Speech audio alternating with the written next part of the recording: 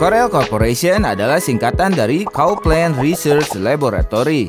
Adalah sebuah perusahaan perangkat lunak asal Ottawa, Ontario, Kanada yang fokus pada pemrosesan grafis. Perusahaan ini paling terkenal berkat CorelDRAW, serta karena mengakuisisi Aftershot Pro, PaintShop Pro, Painter, Video Studio, dan WordPerfect. Corel didirikan oleh Michael Cowplan pada tahun 1985 sebagai sebuah laboratorium riset. Michael Cowplan pernah menjadi CEO Mattel.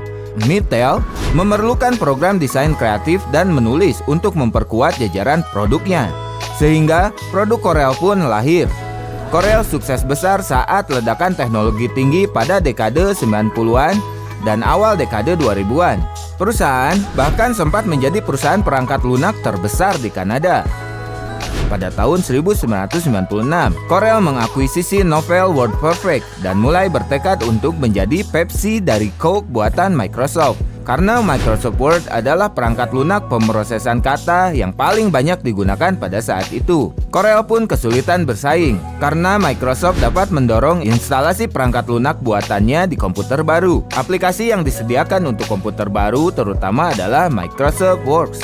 Namun sebuah varian yang disebut Works Suite juga ditawarkan bersama perangkat lunak Microsoft Word. Corel juga pernah memegang hak penamaan dari rumah tim NHL, Ottawa Senators, mulai bulan Februari 1996 hingga Januari 2006 sebagai Corel Center, yang kini dikenal sebagai Canadian Tire Center. Pada tahun 1996, Corel membuat sebuah permainan full motion video bernama Mode. Pada tahun 1997, Corel menjual studio Corel Cam Lab dan CD Home Collection yang terdiri dari lebih dari 60 judul multimedia ke Hoffman Plus Associates asal Toronto.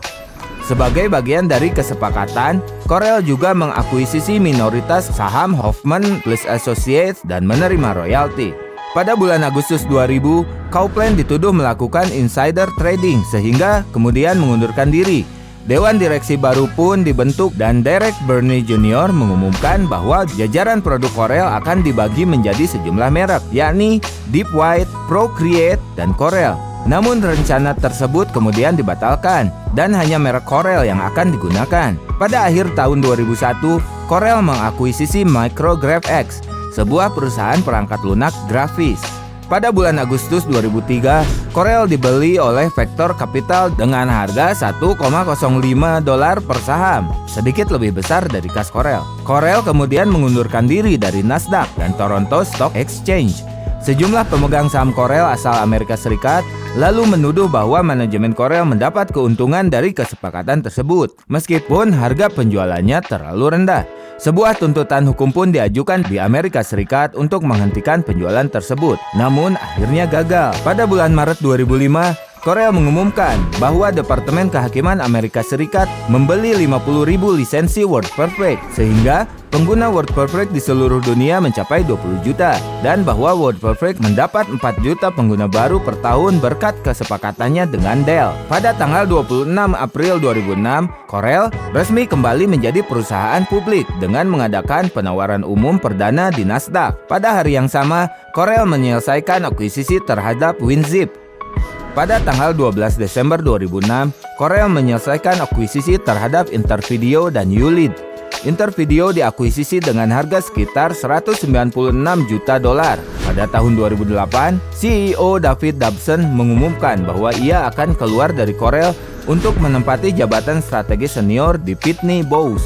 Pada tanggal 8 Mei 2008, Dobson resmi digantikan oleh mantan pimpinan Symantec, Chris Hagerman. Pada bulan November 2009, diumumkan bahwa Vector Capital akan membeli sisa saham Corel yang belum mereka pegang, sehingga Corel kembali menjadi sebuah perusahaan non-publik. Pada tanggal 29 Januari 2010, pemegang saham Corel menyetujui rencana konsolidasi saham tersebut dan menyelesaikan penyerahan ke Corel Holdings LP, sebuah kemitraan terbatas yang dikendalikan oleh afiliasi Vector Capital.